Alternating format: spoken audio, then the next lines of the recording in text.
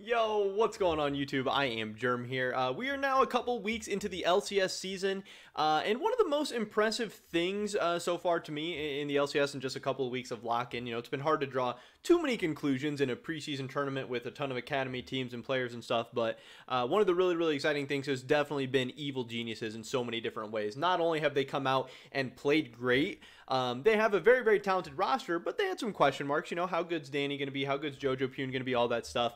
So far, they've been very good. I hope they can keep this level up throughout the whole LCS season. I hope by the time, Worlds comes around, they're still playing really great. And I hope they improve over the course of the season. But another very interesting thing is the amount of swagger that Evil Geniuses has been carrying. These guys have attitudes. These guys have egos. These guys are trash talking. Even the young players, JoJoPune, Vulcan is being very vocal now and talking some trash and getting in people's faces.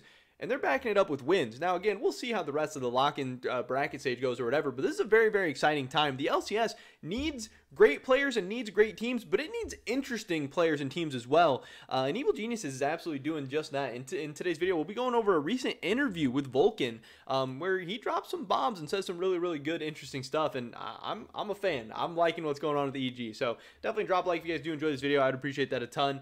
Subscribe, stay up to date on all my latest content. With that being said, let's get right into this one. We have this interview here. This comes from Inven Global. Super good interview. Vulcan is a very well-spoken guy and not afraid to, like I said, trash talk a little bit. So we have some really cool things here.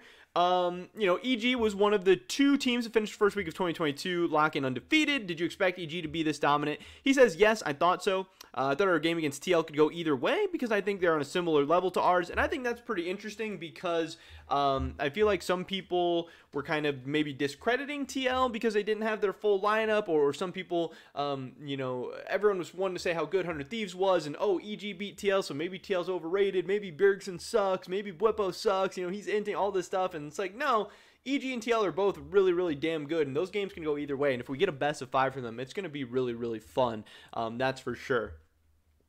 They did say EG has gotten off to a hot start. What do you think has allowed this roster to gel? He says he thinks the two biggest pieces for a roster are support and jungle, and he thinks that their support and jungle are very strong. Him and Inspired, two great players, the LEC MVP and one of the best players in the LCS over the past couple of years. So he feels really fine about that. He said if you want rookies on your team, you probably want it to be AD and mid, because those are like the mechanical roles. Those are like your roles that have to go make plays, and they can think a little bit less, and then the jungle support and top can do the thinking for them. They can be the brain, and Danny and JoJoPune can just go be the hands and do what they do best. So that's why he thinks the team's been working out so well, and I think that's awesome. He talks about him and Danny, how he's always been the younger player in the lane, or the less experienced player or whatever, but now he's taken more of a leadership role with Danny, and it's really good. And he also talks about how he wants to help Danny become a more complete player and someone that is going to be an all-pro for the next 5 years or so. So obviously Vulcan speaking very highly of Danny. Vulcan's a guy who's played with a ton of great players, played against a ton of great players. Having that good of stuff to say about Danny is very interesting and exciting. He talks about JoJo as well. This is something really cool about JoJo. He said he's had a very respectable debut. He didn't get abused in lane. He's playing the same way he plays in scrims. It wasn't that classic thing where you play well in scrims and then go on stage, get scared, have a shift in mentality. He is, playing aggressive, playing fun, playing fast, playing loose in scrims, and he's able to do that on stage. We'll see how he does on actual stage. We'll see how he does in front of crowds. We'll see how he does in the playoffs in front of crowds. But again, so far, at least playing real games against other real teams hasn't scared JoJo, and I think that's awesome. And he does hint on this a little bit too. He's a player with a big ego, compares himself to not only Chovy, but also greats in traditional sports. That's awesome to hear. A guy that talented, that confident at such a young age and so inexperienced. Sky's the limit for JoJoPune, and that is so cool to hear. He talks about how he thinks Impact is one of the best players in the league as well, and that, yeah, this EG team is just loaded. It's got LEC MVP, a potential LCS MVP candidate. Vulcan says he thought Impact was the MVP of the summer split last year. Two great players, two great young players in JoJoPune and Danny, and then Vulcan. This team is loaded. Again, I was saying everyone is overrating 100 Thieves and underrating EG.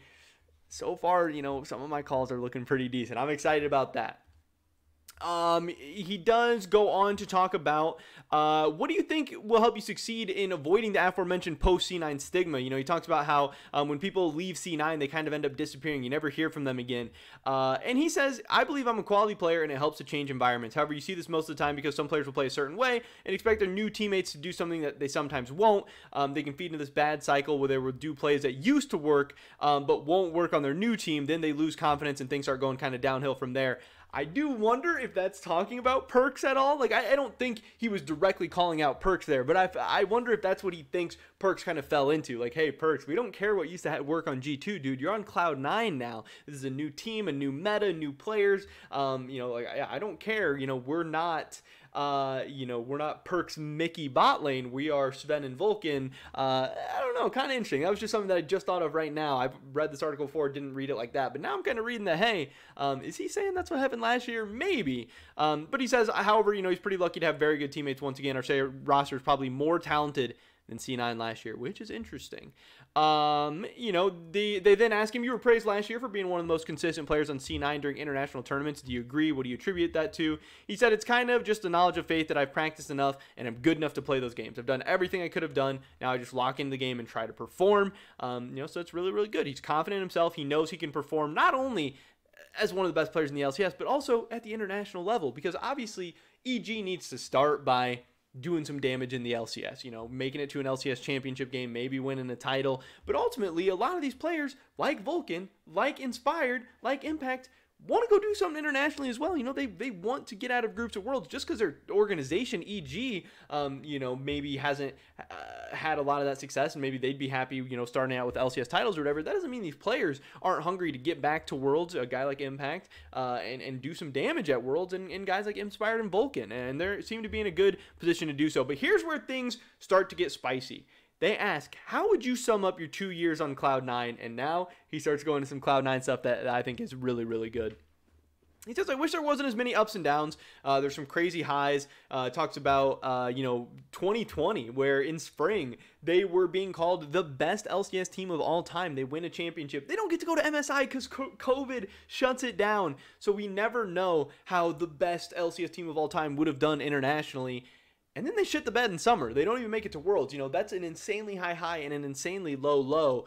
Just such a volatile team, such a crazy story. One of the most interesting and crazy stories ever in the LCS. And then you throw in the pandemic into all that as well. I feel like in spring 2020, we were the best 5-man roster in the history of LCS. It's a shame that we couldn't make it to MSI 2020. You know, it would have been fun to have that lineup playing well against the best teams in the world. And yes, that's like one of the biggest what-if moments in the LCS history. He says, regarding leaving C9, I think we could have gone further, but I had a goal to leave a mark on the international stage with C9.